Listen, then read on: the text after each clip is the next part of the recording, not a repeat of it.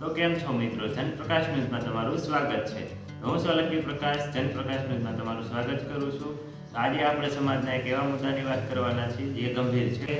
તો આજે આપણે સમાજના એક એવા મુદ્દાની વાત કરવાના છીએ કે જે સમાજ ઉપર તમાચો છે કે એક છોકરી પોતાનો નિર્ણય લે છે, પોતે કોર્ટ મેરેજ કરી લે છે।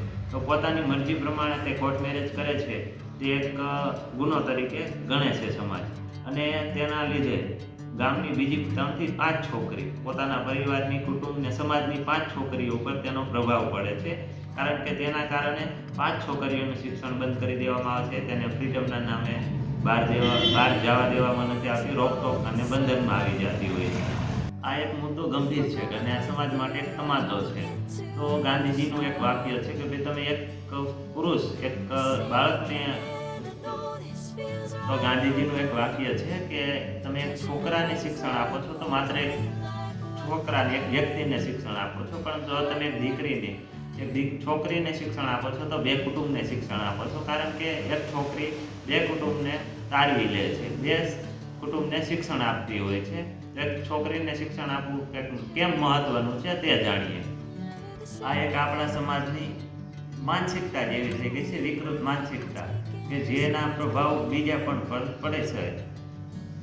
તો આપણી સમાજ ઉપર તમાચો કહેવાય કે ભાઈ આપણો સમાજ વિકૃત, સામાજિક રીતે માનસિક અસ્વસ્થ છે। કારણ કે આવા વિચારો કે અને એવું માનતા હોય છે કે ભાઈ એક છોકરીએ પોતાની મરજીથી કોર્ટ મેરેજ કરી લીધા છે તો તેનો પ્રભાવ બીજી છોકરી પર પડશે અને તે પોતે પણ જાતે નિર્ણય લઈને આવું કોઈ પગલું ભરશે, તેના કારણે બીજી છોકરીનો અભ્યાસ પણ બંધ કરી દેવામાં આવે છે।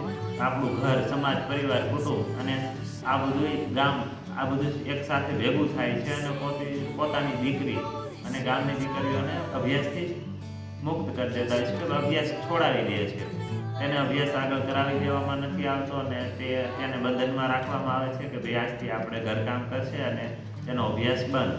તો આ એક સમાજની એવી માનસિકતા થઈ ગઈ છે, વિકૃત માનસિકતા થઈ ગઈ છે, ભાઈ લોકો શું કરશે અને એવું બધું સમજી અને પોતે પોતાની દીકરીને બંધનમાં રાખતા હોય છે। ભૂલ કોઈ એક કરે અને સજા આખી સમાજની બધી છોકરીઓને ભોગવવી પડતી હોય છે, અને તેના કારણે માત્ર એક છોકરીની ભૂલના કારણે પોતાની છોકરીનું ભણતર બંધ કરાવી દેવામાં આવે છે। સમાજની છોકરીઓને ભણાવવામાં નથી આવતી અને તેનું કારણ એક છોકરીની માત્ર ભૂલ, કોર્ટ મેરેજ કરી લે છે, માત્ર એટલી જ ભૂલ।